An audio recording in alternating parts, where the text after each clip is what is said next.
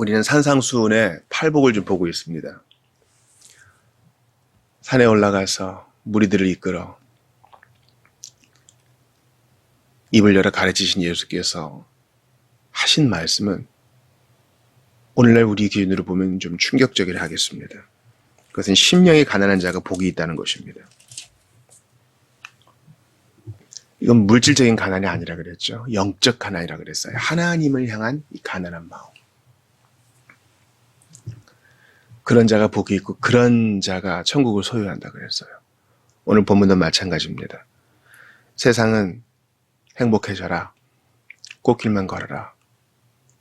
항상 기쁜 마음을 품고 긍정적인 마음을 품고 항상 웃음을 잃지 말고 그렇게 자기 체면을 걸어서라도 기쁜 삶을 살아라 하지만 우리 주님은 애통하는 자가 복이 있다 하세요. 밤낮 그냥 눈물을 달고 살란 뜻이 아니죠. 이것은 물질적이고 육적인 슬픔이 아니라 영적인 애통입니다. 하나님과의 관계성 속에 볼 때 나의 죄, 나의 죄 까닭에 애통하는 것입니다. 우리 예수님께서 이 땅을 사실 때 웃으셨다는 기록은 없어요.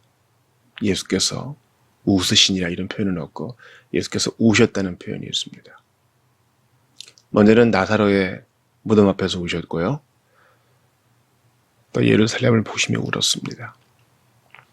나사로의 죽음, 그의 친분, 사랑하는 사람이 죽은 것 때문에 슬퍼서 우신 게 아니에요. 왜냐하면 예수님은 그를 살리러 가셨거든요. 그럼 그분의 눈물의 의미는 뭐였을까요? 그것은 그분이 만드신 세상이 본래 이런 의도가 아니었다는 것입니다. 너무나 많이 어그러진 그 중에 최정상은 바로 죽음이죠. 본래 죽음은 하나님이 디자인하신 게 아니었어요. 하나님의 법에 순종하여 생명나무의 실과를 따먹고 영생케 하시는 것이 그분의 목적이요, 본의였습니다. 그런데 이제 마귀의 꾀임이 들어왔고 사람들의 넘어짐이 들어왔고 죄로 말미암아 사망의 세상에 들어오게 된 것입니다. 이 모든 게 주님은 분하시고 안타까우시고 슬프신 거예요. 그런 애통이에요. 우리 예수님은 예루살렘 성을 보고도 우셨죠. 다윗의 도성이에요. 하나님이 점지해 주신, 지정해 주신 예배의 초소였어요. 근데 그 안에서 어떤 일이 일어납니까? 죄로 인한 더러움. 하나님을 향한 공경은 없고 죄로 인한 욕심, 이전 투구만 있는 곳이에요. 팔복에서 말하는 심령의 가난함, 또 심령의 애통함은 바로 이 죄로 인한 것입니다. 이 땅을 살아가는 동안 우리가 처음 예수 믿을 때 이 죄로 인한 하나님과의 관계가 끊어져 버린 이 죄로 인한 심령의 가난함과 애통함이 있어요. 동시에 그리스도를 믿고 하나님의 자녀가 되었어도 이 땅을 살아가는 동안 우리는 누구도 죄에서 자유롭지 못합니다. 그 까닭에 우리는 늘 죄로 인한 한숨과 그 애통, 죄로 인한 심령의 가난함과 하나님을 향한 목마름을 경험하게 되는 것입니다. 예수님께서 누가복음 4장에서 이사야 61장 1, 2절을 인용하시면서 자신이 이 말씀을 성취하러 오신 분임을 친히 말씀하십니다. 선지자 이사야의 글을 들이거늘 책을 펴서 이렇게 기록한 데를 찾으시니 곧 주의 성령이 내게 임하셨으니 이는 가난한 자에게 복음을 전하게 하시려고 내게 기름을 부으시고 나를 보내사 포로된 자에게 자유를, 눈먼 자에게 다시 보게 함을 전파하며 눌린 자를 자유케 하고 주의 은혜의 해를 전파하게 하려 하심이라. 메시아에게 주의 성령이 임하셔서 하시고자 하는 일의 그 목적 무엇입니까? 가난한 자에게 복음을 전하게 하시려고. 빵 없는 자에게 빵 주려고 메시아가 오신 게 아닙니다. 이 가난한 자는 어떤 가난한 자라고요? 하나님이 없어 메마르고 목마르고 심령의 텅 빔을 경험하고 애통하는 자들, 그들에게 복음을 전하게 하시려고 하나님께서는 메시아에게 성령을 기름 붓듯 부으셔서 그를 사용하사 그들의 부족함을 채워주셨다는 것입니다. 위로를 주셨다는 것입니다. 가난한 자에게 복음을 전하게 하시려고 이 말씀을 사회복음적으로 해석하는 분들이 있어요. 왜냐하면 예수님 말씀하신 것처럼 가난한 자는 우리 주변에 늘 있거든요. 늘 있어요. 가난한 자는 늘 너희와 있거니와 나는 그렇지 않다. 주님 말씀하셨죠. 그러니까 이 가난한 자가 물질적인 가난함이 아니라는 것을 다시 한번 확인하게 돼요. 우리 주님께서 가난한 자에게 빵을 주려고 오시지 않고 가난한 자에게 복음을 전하려 오셨다는 말씀은요. 우리가 이런 심령의 가난함, 이런 심령의 애통함을 갖고 있다는 것을 전제하고 있는 것이에요. 그래서 죄인은 바로 가난한 자예요. 왜 가난해요? 하나님과 관계가 없으니 가난하죠. 이 땅을 살아가는 신자 역시 가난하고 애통하는 자예요. 왜 그래요? 로마서 7장이 우리를 계속 자신을 돌아보게 하니까요. 오호라 나는 곤고한 자로다. 이 사망의 몸에서 누가 나를 건져내려. 이 사망의 몸에서 우리는 부활의 몸을 갈망해요. 새하늘과 새 땅을 기다려요. 의가 거하는 바 새하늘과 새 땅에 애통해하고 그것을 갈망해요. 제가 주일에 하나님 나라를 향한 상상, 기대 있느냐? 물어봤어요. 그것이 우리의 즐거움이냐? 그걸 노래하느냐? 여러분 그거 없으면 우리는 참 그리스도인이 아닐 수 있어요. 목사님 살만해요. 재밌어요. 우리가 이렇게 해야 전도도 잘 되지 않을까요? 그래서 성령께서 깨닫게 하시는 이 애통과 가난함이 있는데 숨겨. 왜 숨겨요? 이렇게 하면 사람들이 교회 안 와요. 기독교의 인상을 좀 밝게 줘야 해요. 쾌하라고. 행복해 보이는 모습 말이에요. 여러분 이건 세상 쓰는 방법이에요. 그래서 영화나 미디어가 교회를, 기독교를 조롱하는 방식을 보세요. 이 천박함을 그대로 드러내잖아요. 사람들의 눈에는, 회심하지 않은 사람의 눈에는 이 천박함밖에 안 보이는 거예요. 목사님 팔복을 그대로 적용하면 사람들 교회 안 와요. 정말 그럴까요?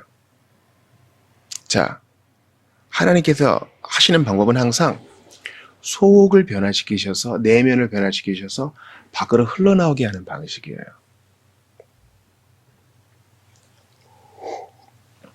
주님은 먼저 한 사람을 가난하게 하세요. 즉 심령의 가난함을 허락하세요.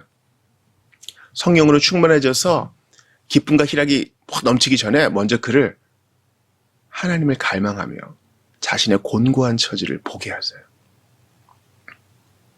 부정적인 것이 먼저 와요. 율법으로 아프게 하고 복음으로 환희를 경험하게 하세요. 구원의 참 부요함을 느끼기 위해서는 죄의식, 애통함이 있어야 돼요. 여러분께 다시 한번 단언합니다. 나의 죄로 인한 애통함이 있기 전에는요, 우리는 팔복의 사람 아니에요. 목사님, 이 애통함이 이 세상을 향한 애통함은 아닐까요? 그럴 수도 있어요. 그러나 아닐 수도 있어요. 왜냐하면 보세요. 우리 주님의 방식은 항상 내면으로부터 시작해서 밖으로 흘러나오는 방식이라 그랬죠. 근데 세상을 향한 애통은 있는데 나의 죄로 인한 애통은 없다? 그럴 수 있어요. 회심하지 않고도 얼마든지 세상 걱정할 수 있다고요. 그것 때문에 눈물도 흘릴 수 있어요. 그러나 참 성도의 방식, 성경이 말하는 방식은 무엇입니까? 나의 죄로 인한 애통을 렌즈를 가지고 세상을 보니 똑같더라. 왜 세상에 치고받는가? 이 사회의 부조리가 왜 있는가? 사회에 소외된 자가 왜 있고 왜 부의 균등한 분배가 이루어지지 않고 왜 차별이 있는가? 죄 때문인 거예요. 개인의 죄는 이렇게 세상을 물들이는 것입니다. 근간에 제 지인이 사회운동을 하다가 회심했습니다. 제가 세례를 봤는데 제가 조언하려고 그래요. 당신이 회심한 그 렌즈로 세상을 보라. 그래서 한 사람을 변화시키는 것이 세상을 변화시키는 것이고 한 사람을 복음 앞에 굴복시키는 것이 바로 사회 문제를 해결하는 첫 단추가 될 수 있다. 그것을 좀 강조하려고 그래요. 물론 이제 회심한 그리스도인들이 열심히 사회 문제에 관심을 가지는 것은 옳아요. 그러나 그 시작은 항상 개인, 내면으로부터 시작되는 것입니다. 그럴 때 어떤 일이 벌어집니까? 교회가 갱신돼요. 하나님이 부흥을 일으키셨을 때 항상 그런 방법을 쓰셨어요. 부흥은요, 갑자기 세상 사람들이 교회로 밀물듯이 몰려오는 것이 아니었어요. 먼저 소수의 성도들이 남아있는데 그들에게 하나님이 메신저를 보내십니다. 설교자를 보내시는 것이죠. 그래서 남아있는 자들이 통상적이고 의례적이고 규례적인 신앙생활을 하다가 마음에 찔림을 받아요. 항상 부흥은 나는 믿노라 하는 사람부터 시작된 거예요. 오순절 성경관님도 마찬가지죠. 그들은 예배하러 온 사람이었어요. 명목상의 사람들이었고 진짜 그리스도를 알지 못했고 성령 충만도 받지 못했죠. 부흥도 마찬가지입니다. 이렇게 남아있는 자들이 심령의 가난함을 경험하고 심령의 애통함을 경험하니까 위로를 받아요. 내가 스스로를 위로하는 게 아니라 하나님 위로를 주세요. 하나님 나라를 소유해요. 그러니까 세상에 줄 수 없는 환희와 기쁨과 평안과 만족이 있는 것이죠. 살아서나 죽어서나 나는 나의 것이 아니요 몸도 영혼도 나의 신실한 구주 예수 그리스도의 것이라는 신앙 고백이 터져나오죠. 그런 일이 벌어지니까 사람들이 봐요. 뭐가 변화가 있다. 뭐가 달라졌다. 무슨 일이 있는가. 구경 왔다가 온 사람도 변화되고 세상에 가입하게 됩니다. 지역이 변화되기 시작합니다. 항상 주님은 내면에서부터 시작하세요. 불을 떨어뜨리실 때 먼저 심령의 가난함을 통절히 깨닫게 하세요. 슬픔을 깨닫게 하세요. 어찌할꼬? 내 이 죄의 문제를 해결하지 않으면 하나님과 관계가 단절되어 불구덩이에 빠지게 될 것이고 하나님의 진노의 심판을 내가 벗어나지 못할 터인데 어찌할꼬? 이러한 죄를 보는 방식은 전도에도 마찬가지입니다. 우리가 전도할 때 한 사람의 마음이 가난하게 해달라고 기도해야 된다고 제가 말씀드렸잖아요. 저 사람 저 죄의 문제 해결하지 않고 자기 죄 때문에 애통해하지 않으면 하나님의 심판대 앞에 견딜 수 없어. 불면서 떨어지고 말 터인데 어찌할꼬? 이러한 애통함으로 눈물 흘리는 거예요. 우리는요, 빨리 어떤 대규모 운동을 해가지고 어떤 기막힌 전략을 짜가지고 사람들을 빨리 교회당으로 데려오고 싶어요. 바빙크가 미국 교회를 보면서 너무 기업과 같다 이런 얘기한 게 오늘날 한국 교회의 모습과 똑같아요. 바빙크가 그 당시에 19세기에 미국 교회를 보고 신앙 고백도 없고 요리문답 교육 어린이들에게 없고 목회자 후배생들이 무엇을 배웠는지에 대한 어떤 그 문답보다는 자기의 어떤 신념, 자기의 어떤 의사 전달 기술, 사람들을 행복하게 해주고 싶은 그런 마음, 그런 거나 심사한다니 너무나 피상적이다. 이런 지적을 한 적이 있어요. 찬양은 거의 공연과 같고 너무나 깊이가 없다. 2000년 신앙 고백의 이 전통에서 떨어져 있다. 마찬가지예요. 우리는 깊어져야 돼요. 세상이 뭐라 하든지 신경 쓰지 맙시다. 예수님은요, 갈릴리 어느 산에서 그 촌동네에서 한 줌의 사람들을 데리고 산에 오르사 거기서 집회를 하세요. 사례 없어요. 강사 식사 대접 없어요. 본인이 주셔야 돼요. 근데 그 사람들에게 이 팔복의 메시지를 이스라엘 한 귀퉁이에서 전하세요. 세상에서 별 볼 일 없다고 느껴지던 그런 사람들이 예수께 치유받고 가르침받고 그분의 선포를 들으며 하나님 나라를 경험합니다. 사랑하는 여러분, 우리의 눈은 너무나 세속화되어 있어요. 그래서 어떻게 어디에서 시작해야 될지를 모른다고요. 주일에 이 팔복에 대해서 나눌 터인데 우리 성도들의 마음이 찢어지기를 바랍니다. 주일을 잘 안 지키는 성도가 있어요. 우리 성도들의 커뮤니티 안에 있지만 1년에 한 번 교회 오지 않는 사람들이 있어요. 하나님을 향한 목마름이 없어 그래요. 자기의 마음에 텅 빈과 가난함을 못 느껴봤어요. 나의 죄가 얼마나 하나님의 진노를 불러일으키며 나의 진노가 천국과 지옥을 어떻게 가르며 나의 죄 때문에 예수께서 그 험한 수모를 당하셨는지를 아직 몰라요. 그래서 더욱 기도합니다. 권면하고 징계하고 할 수도 있겠지만 먼저 기도합니다. 그들의 마음을 가난하게 해주십시오.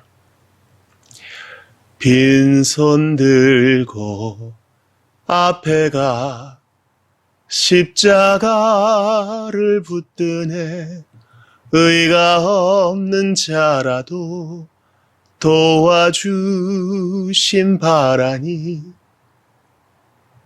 빈손 들고 나의 실상을 깨닫고 주님께 갈 때 심령의 가난함을 천국으로 채워주십니다. 나의 영적인 애통함을 위로로 채워주세요. 위로하라, 위로하라. 내 백성을 위로하라. 그 백성은 바로 마음이 가난한 자요. 그 백성은 바로 영적인 애통을 경험하는 자입니다. 이 렌즈로 볼 때 뉴스를 봐도 주님, 세상이 이렇습니다. 죄로 인해 이렇게 망가진 세상을 불쌍히 여기소서 할 수 있는 겁니다.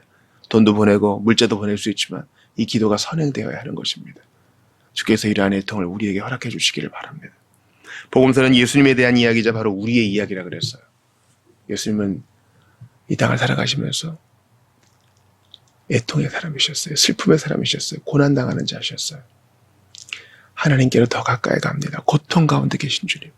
왜 그렇습니까?